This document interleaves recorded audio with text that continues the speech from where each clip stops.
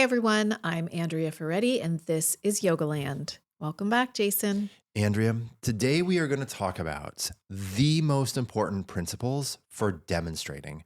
Whether you're demonstrating in an online class or an in-person class, there are so many things that I've learned along the way to give people good, accurate visual renderings of postures and help them learn. And there are so many weird little overlooked mistakes that I have made. And you know what? I get questions about this all of the time from my students. This is like one of those little micro topics, unlike sequencing and anatomy, that we need a lot of information about, but sometimes it's not as obvious. Right. Yeah. And it is interesting because yoga, like dance, and I would say not so much like team sports I played growing up. Um, you can utilize visual demonstration often. You know, the thing that's kind of tricky, right, is most of us are auditory communicators, but most of us are also visual learners, hmm right? So I spend the vast majority of my time teaching by giving direct cues and commands. And I'm relatively clear, not always concise, but I'm relatively clear. I'm a good verbal communicator. But it doesn't matter if you're a great verbal communicator if the main way some people learn is through visuals, hmm right? hmm And so being able to give good, accurate visuals is really key to communication. hmm Super key.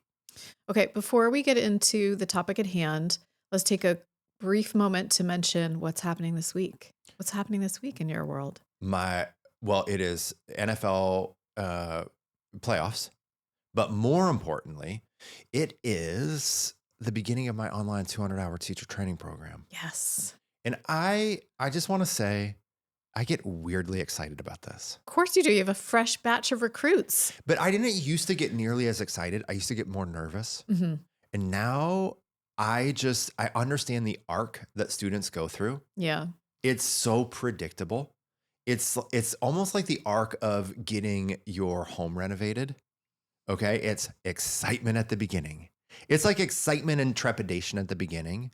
And then it's in the middle, oh my God, this is hard and taking long. What's happening now? hmm And in the end, it's, I'm so glad I did this, hmm right? I mean, literally for everybody, because there's a lot that comes with learning. There's a lot that comes with growth, and it's not always easy. Like it is a deep and internally vetting process. But because I trust that arc so well, I just feel completely confident, right? It's kind of like when you've gone through something and a loved one is going through that thing, you're like, I know how this goes. I can help. I'm going to hold your hand through this. hmm So I'm really excited. It also reminds me of like child development. I mean, it's pretty fascinating, especially when you first have a baby, that month by month, all babies start, they somewhat, I mean, of course, there's some variations, and we are not even like a typical family, but human development happens in a certain way. And there's all these things that you can do to ground yourself as it's happening because everybody else is going through it too. For sure. Yeah. For sure. So that starts this week. Anyone that's out there kind of on the edge, lean over it. Yeah. Lean over it. I got you. Yep. And you can, if you want to register, if you want to enroll, you can go to jasonyoga.com/200. Yeah. Who's in the NFL playoffs? I can't believe I Oh, don't there's a even lot know. of people. I should probably not go in here, but we're recording this in time to be done before my two favorite NFC teams battle, the Philadelphia Eagles and the San Francisco You 49ers. said NFC. The National Football. Just Committee. no, just let's not try to unpack this on a recorded I just line. don't understand. But we don't have to unpack it. Okay, In so the you didn't in the misspeak. NFL, there are different conferences. Right. And then the NFC is the National Football Conference. The AFC Okay. is Okay. the American Football So- Conference. So the Eagles are playing who? The 49ers. Woohoo! I didn't know they made it that far. I have to text Kyra. They on one leg. Yeah. Literally, the 49ers have been limping through I can't on believe charisma, it. skill, one leg and a little bit of luck. That's amazing. Yeah. And my friend's cheerleading. I know. Kyra's cheerleading has supported them as well. But it's in Philadelphia, so she will not be there. Oh, darn. Yeah. Okay. All right. Well, let's get back to our Previously regularly scheduled content. program. Yeah. And let's talk about the general the concept. So you've organized it in terms of whether you're teaching in person or whether you're teaching online. Yes. So let's start there. Let's start with Well, we have okay, so there are some general concepts that apply to in-person and online, right? And those are the first things in the notes that we have laid out. And I think the first thing that you have to decide is whether or not you as a yoga teacher are going to practice with the group, whether you're going to demonstrate with the group. And people have very strong feelings about this, especially on internet, especially on social media. People are like, you can't demonstrate, you can't do the practice, you have to do it. People are crazy and they love to make rules that are ambiguous and they love to make them mandatory for others. So here's what I'm going to say. I think demonstrating what you're doing, whether you do it in the totality of classes or just for individual poses, is incredibly valuable. And that's what we're going to spend a lot of time parsing. But I also want to say that for some teachers, you might practice with the group. You might visually demonstrate the whole class. And for some of you, like me, you might never demonstrate or practice with the group, except for when you're trying to break down individual postures. And the bottom line that I kind of want to, with this like broadest paintbrush, I want to say, I genuinely believe as a teacher, you need to experiment with a lot of different things to figure out how you can do your job the best. And how some people do their job the best is not how other people do their job the best. And so if you are a person that really loves to practice with the group, and that's what makes you feel the most relaxed and focused and engaged, then practice with the group. Mm-hmm. If it doesn't help you feel relaxed and focused and engaged, then don't practice with the group. Mm-hmm. Does that give like a broad thing? Yeah. Can I jump in with a question? 100%. Okay. I'm wondering, when I first started teaching, which was many moons ago, I found it comforting to practice with the group because it helped with my pacing. Yes.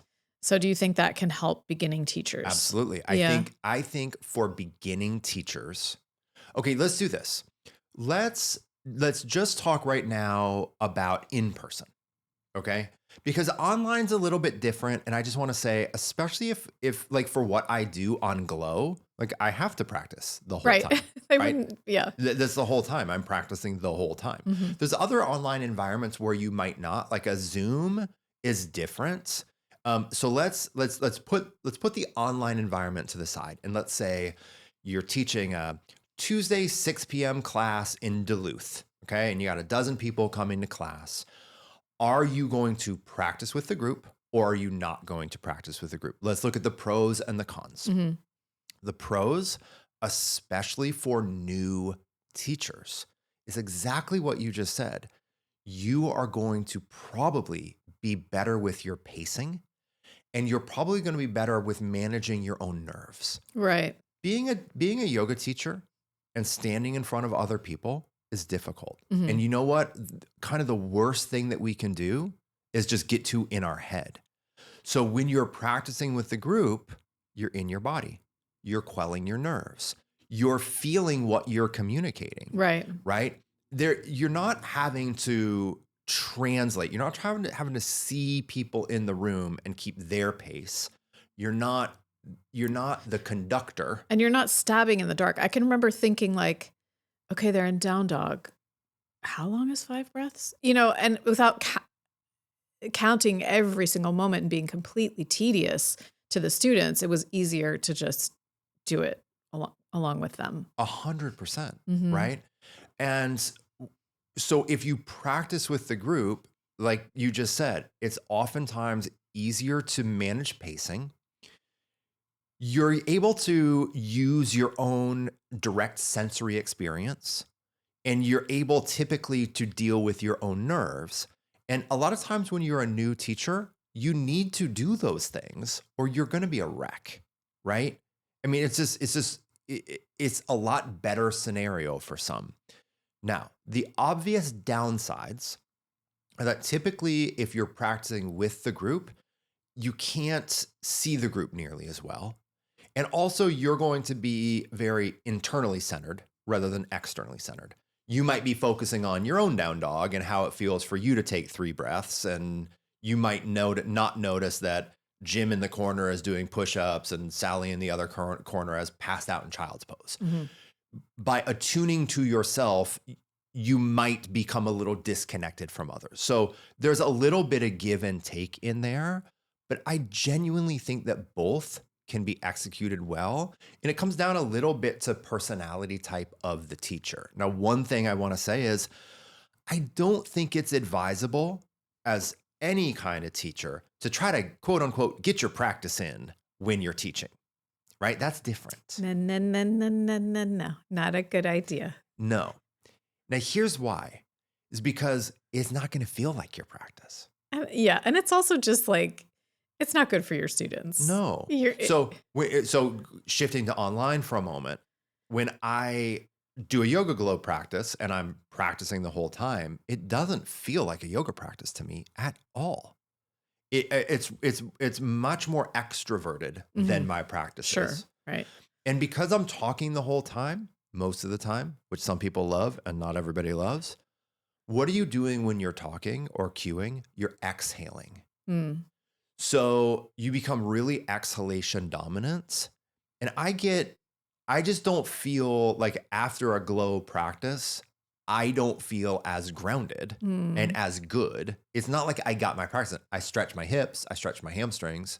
I got like a cardio increase. Mm-hmm. There are mechanical benefits that I got from that experience, but it's not like doing a practice. Let me just say that if I was in the house and I heard you talking as loudly as you do when you're teaching Glow, and I came downstairs and you were just doing your practice, I would really think something was wrong. There's a lot wrong.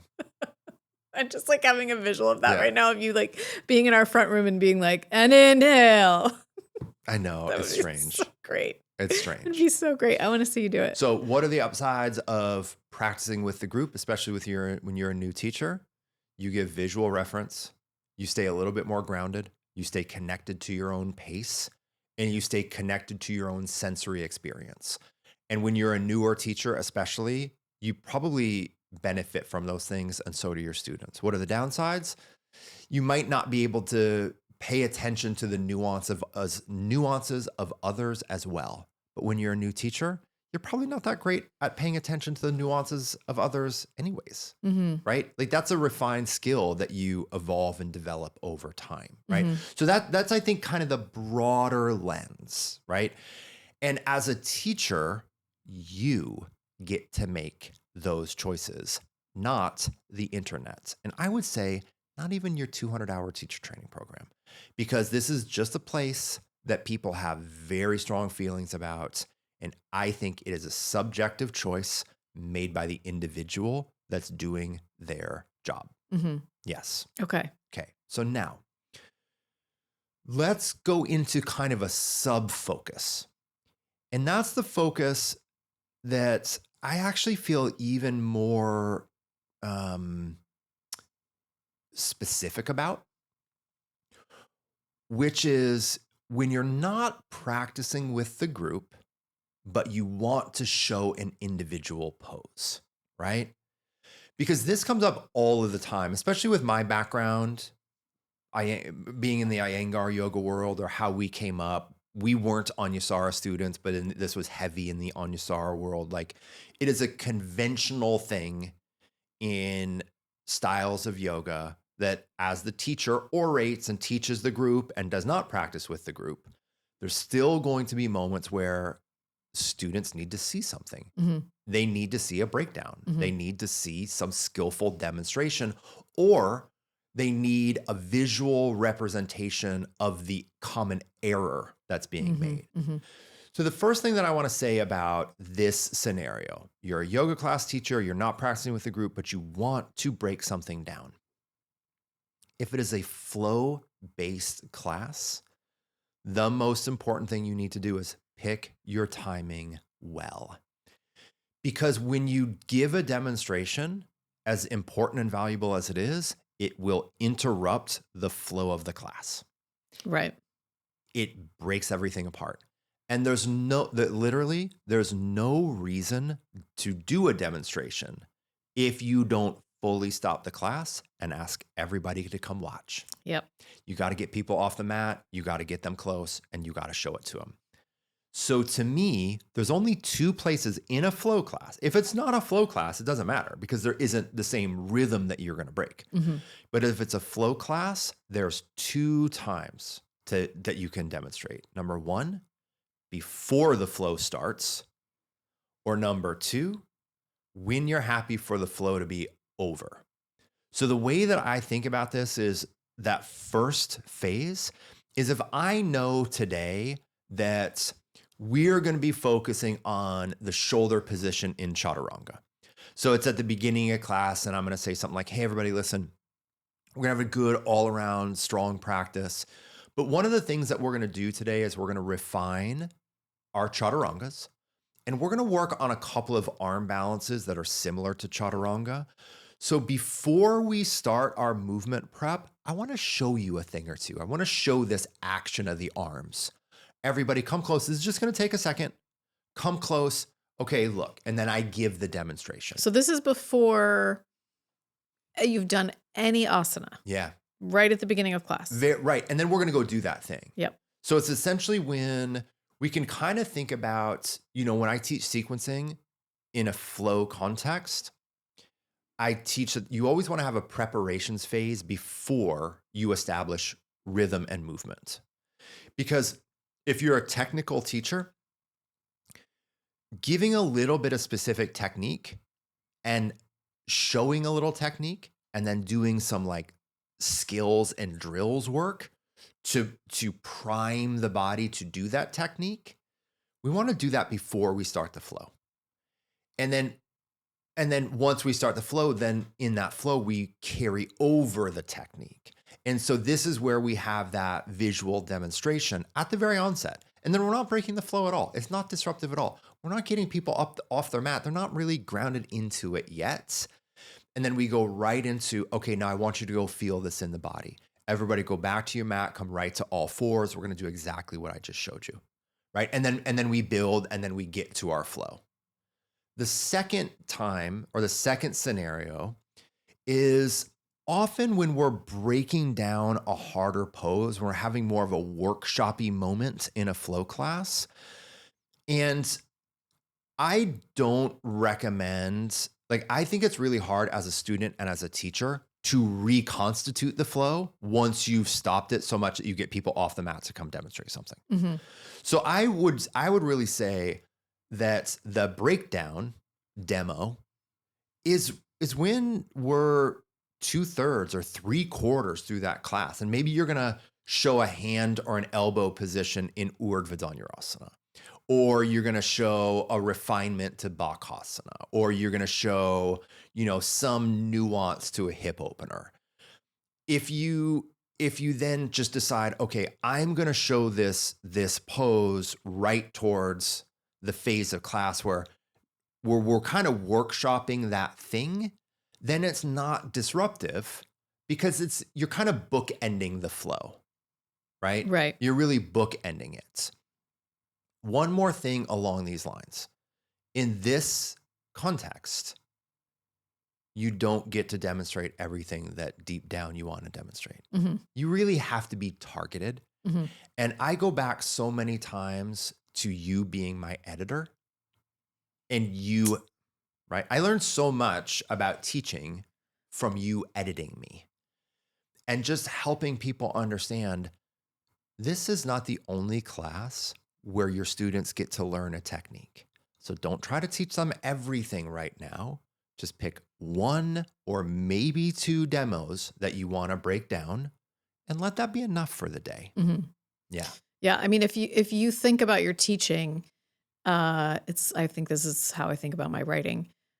I don't, if people leave class having learned one thing really well that they can apply to so many other things, that feels like a huge victory. So focus on teaching or writing that one idea really, really well so that they can absorb it. That word is so important, the absorption.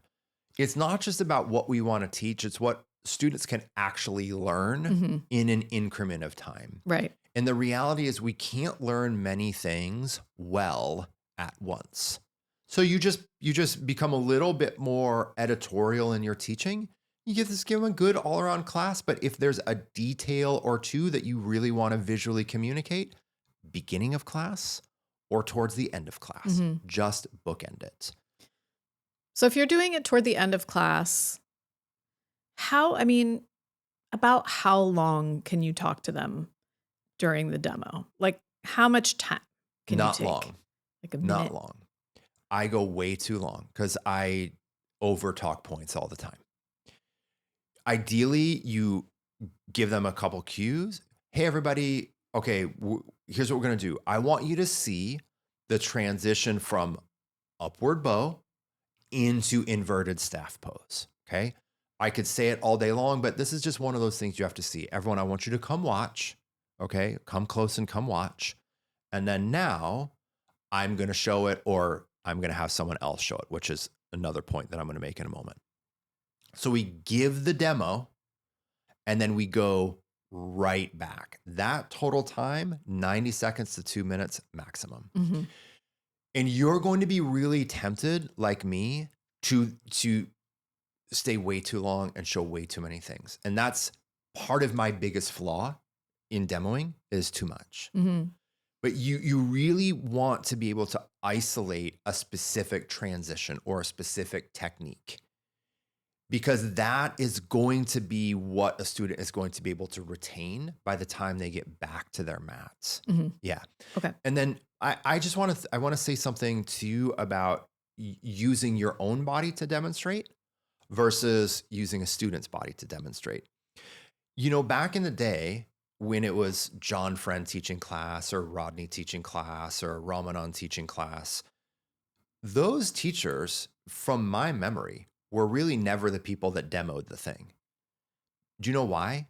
Because they were older, they were experienced, and they were smarter. Hmm. And they knew that they were demonstrating almost always a harder thing. And they weren't practicing the whole class. They weren't Right. You're warm. cold. You're cold, Hmm. right? And for me, I could right now, cold in front of other people, do my hardest possible arm balance because really quickly I would go into go mode. I'd get a little adrenaline Hmm. and I would be able to do the thing under pressure. But that's not good. You might not feel great the next day. Yeah, that's not good, Hmm. right? And I can't do that, especially anymore, for harder poses that are harder for me. Hmm. Arm balances are harder poses that are easier for me. Back bends are harder poses that are really hard for me. Hmm. I need 6 months to prepare for a back bend at this point. And so it's really important that you do not put yourself at risk. Yeah.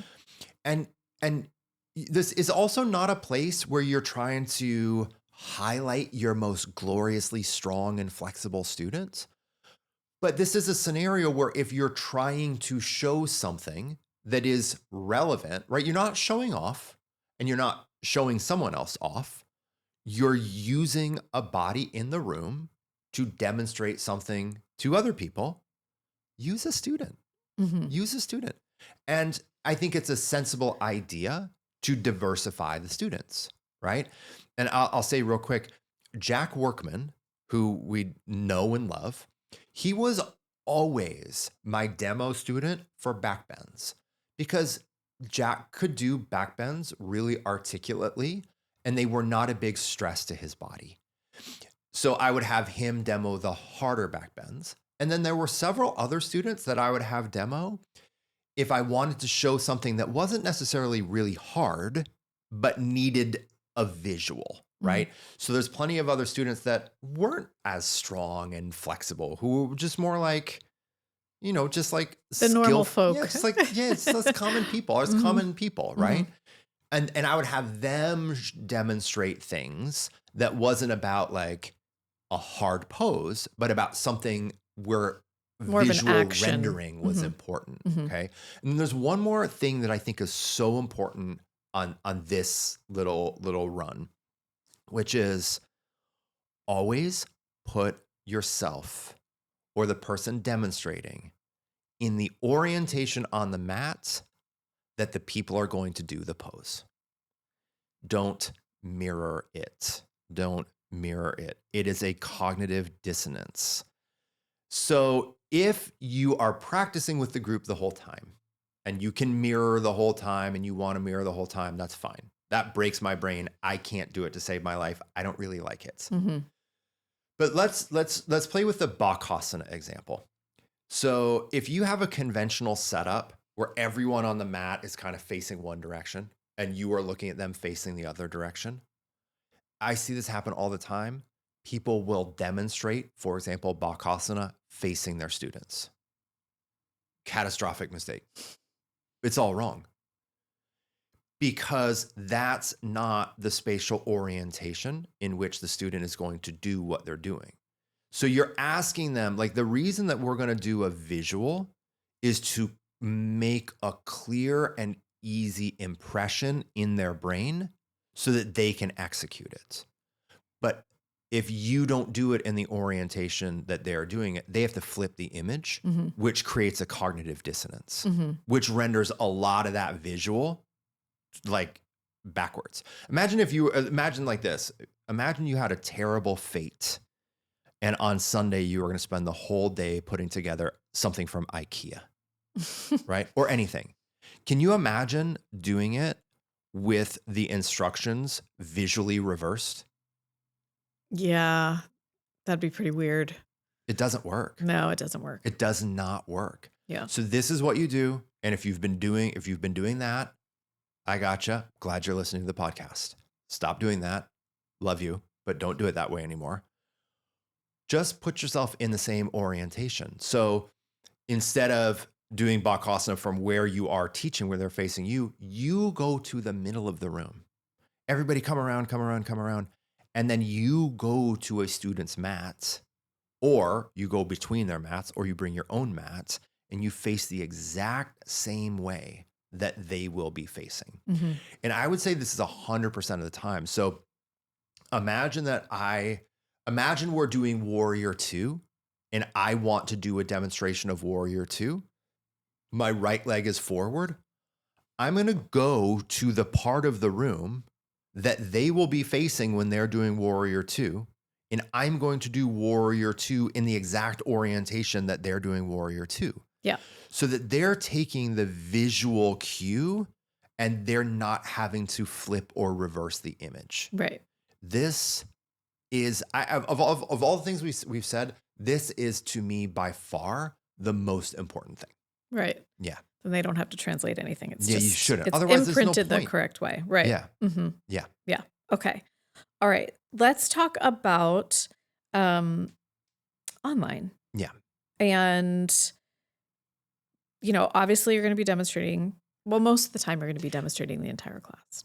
I think it depends. Okay. And I'm going to give a couple different scenarios, and then I'm going to give an in and out scenario. So the most obvious scenario where you are going to be doing everything the whole time is when you are being filmed or when you are filming yourself. So for me on Glow, or for me when I record practices for the teacher training programs. In those setups, or for teachers that are creating an online library for their students, in those scenarios, you're going to be doing the poses. There's just no way around it. Now, one thing that I do want to say is there are still times for me where I can't do all of the poses because either my body's limited or I have an injury. So I want to give an example. I have had a complex shoulder injury that is getting so much better, but for the last 18 months. I've still been teaching my flow classes on Glow, but there's plenty of scenarios where it's a level 2, 3 wake up and flow class, and I know this class would benefit from handstand. I'm going to do the whole class with the group, and then I'm going to say, all right, everybody, we're going to take a moment. We're going to go to the wall for handstand. I am still dealing with a shoulder injury, so I am not going to do handstand. So if you can do handstand, you do handstand. If you're not doing handstand, then you can join me in a wide-legged standing forward bend. So I don't want you, when you're filming content, to think that you you have to show everything all of the time, Mhm. because I don't think that it's not practical and not necessary. And like really honestly, it would be really silly for me over the last 18 months when I haven't done handstand to not include it in any of my offerings, Yeah. right? Okay. Okay. Now, if I've never done handstand, if I have no idea how to do handstand, if I can't teach handstand, if I have no relationship to it, I'm probably not going to include it. But if it's just not working for me in a certain phase, I think it's reasonable. Same thing, Urdhva Dhanurasana. I've not done Urdhva Dhanurasana on camera in over 18 months, but I still offer it. Mhm. And so, yes, you're going to be practicing with the group, but be sensible with yourself and just be democratic. Just understand like some of your people can do things that right now you might not be able to do and show. That's totally fine. Mhm. Totally fine. Be pragmatic. Mhm. Yeah. Right. Yeah. And I mean, yeah, it sounds like also what you're saying is the nature of any yoga class is that it's individual. So if you're not going to do a certain pose, that gives you an opportunity to demonstrate a different level of pose or a different Absolutely. option, I Yeah. guess I Just should an say. option. Yeah. Right. Now, the other scenario that is a little bit different is when you're teaching in a live interactive environment online. So the perfect example of this is Zoom, right? In a Zoom class, I actually don't think you need to practice the whole time. And I'm going to give you two different scenarios. One is when in my 200 and 300 hour training, when we're doing our live meetups, I teach class, right? We do a practice together. I never practice in those sessions because I want to see the students. Mhm. And I have learned this. I'm actually so surprised. I can see bodies in little Zoom squares so well. Mm. Because to see bodies in a room, it's good, but people are more spread out. So Mm. if you have 25 people in a room, like for example, because that's a common like Zoom screen, if you have 25 people in a room, they're spread out. It can actually be a little bit harder to see them. But 25 people in a little box Hmm. on a flat screen, you can see anomalies jump out. So I can actually on a Zoom screen scan through and see better than in real time. Now, one of the things I do say is, hey, Jane, I think you need to bend that front knee a little bit more. I can't completely tell because the angle of the camera might be misleading me, but do that. Bend that front knee a little bit more. See if that feels right to your body. Mhm. So you do kind of have to account that in Zoom you might not get as accurate of a visual rendering, but you're definitely going to get the highlights really well. Mhm. And so I actually really like to just in a Zoom class sit, watch, teach, and cue. I actually find it easier on Zoom to personalize individual instructions than I do in a public class, in Mm. an in-person class, That's right? interesting. It is totally, and again, it's one of these things that is such a surprise to me.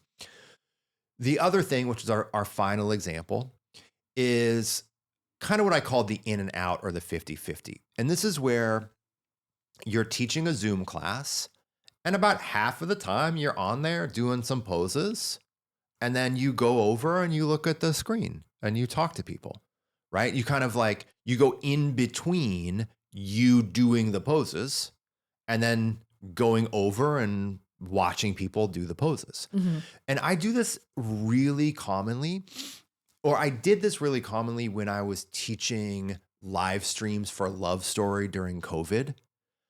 I wanted to I wanted to connect to those students.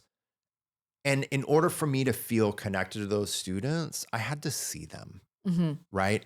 And so maybe I would do the first 5 or 6 sun salutations with them. And then I'd say, okay, we're going to keep doing sun salutations. And then I get off my mat, I come watch, I can keep that cueing rolling like normal, but now I can be watching you do the poses, Mhm. right? And then we're going to do a standing pose flow. We start that standing pose flow with warrior 2. Maybe I pop onto my mat, do a couple of breaths in warrior 2, transition to triangle pose, couple of breaths. All right, everybody stay in triangle pose. I come out of triangle pose. I walk over, I see, okay, Matt, ground that back leg. Sarah, lift the top arm a little bit more. Good. Everybody shift forward, half moon pose. Mhm. So I actually really, really like almost this like bilingual quality Mhm. of being on the mat, doing the poses, and then also shifting over, seeing students, giving communication. And what I find in that is it helps me stay grounded and calm and in my body, but also it gives me the connection and helps me give that individual nuance to the students. Mhm. Yeah. And then it also gives them it also gives them a visual if they look up and I was just thinking when you said you mostly will sit and watch them, I was thinking, I wonder if they feel like something's missing sometimes when they look up and the teacher's not demonstrating. I don't think so. Okay. And the reason why is I will still I will still like in person tell them, "Hey everybody, you know what? I want to demonstrate something. Class is almost over. We've been working on these arm balances. Okay, everybody stop. Come close to the screen. Watch. I'm going to do Bakasana. You see where I'm putting my hand? I'm watching you shift earlier in Bakasana. Your hands are a little too far forward for some of you. So watch where I'm going to put my hand. Okay, don't do the pose. Watch. Got it? See it? Good. Let's go do Bakasana. Mhm. So when there are those moments where I feel like a specific insight is warranted, I will do that. And then one more thing, most students spend the majority of their time, if they're experienced students, listening when it's an online class. When it's an online class, people aren't going to look up that much. Mhm. So that they won't notice as much. And if they do kind of look up to see something, because they're on a Zoom screen, let's say they're in They can Warrior see 2. other Yeah, people. they can see other people. Yeah, okay. Yeah. Okay. And I might even see some, literally, this happens all the time. I'll see Jill she'll like come out of the pose. She'll be a little confused, Right. right? She'll look for a visual reference. And I will say, Jill, look at Sarah. Okay. Okay. Do see what Sarah's doing right there. That's what we're looking for. I bet it's so much easier to have people come watch on Zoom than in person because It's way less in our annoying. day, when a teacher said, "Okay, come watch," everyone hopped off their Snapped up. mat and ran over Yeah, because yeah, that's what we were taught to do. But yeah, now people will sit on their mats like, "You want to make me?" yeah, You know what I yeah, mean? yeah, It's like, just get over here. If you yeah. get over here more quickly, we can get through this and then you can get back to sweating. Yeah. But yeah, on Zoom, they're right at their camera. So, It's easier. right. Yeah. So I think I want to leave everyone with this. What I was just saying, as a teacher, don't be afraid to be that bilingual, whether it's online or in person. Obviously, if it's a recorded class, it doesn't work. But if it's a live in-person class or a live online class, and you want to drop in because it feels good and do some poses with your students, work through your nerves, great. If you want it, there are sometimes I'm a good yoga teacher. I've been teaching for a long time, but sometimes when I go to teach, I'm not I'm not here yet. So I'm not grounded yet.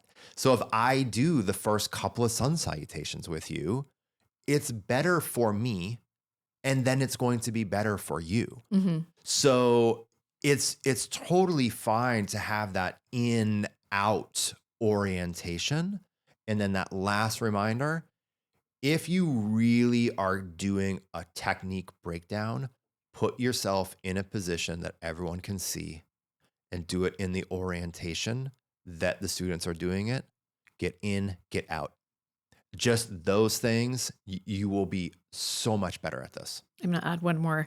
If Please. you're a beginning teacher and you need to demonstrate for most of the class, just know that that's okay, and and you'll get used to not demonstrating as much. You'll get the hang of the pacing. You'll get the hang of watching bodies and walking around the classroom, but give yourself a break when you're first starting out. I 100% agree with that. I Good. really do. We put so much weird and unnecessary pressure on ourselves as teachers. It's hard. It's hard. Yeah. So do what seems right to you. And if the internet tells you you're wrong about that, delete that part of your internet. Just stop. Delete. Stop. Okay. All right. Well, thanks, Jason. Thanks for being here. Thanks everyone for listening. If you are interested in our 200-hour training, you can find information about that at jasonyoga.com/200. And until next week, enjoy your practice.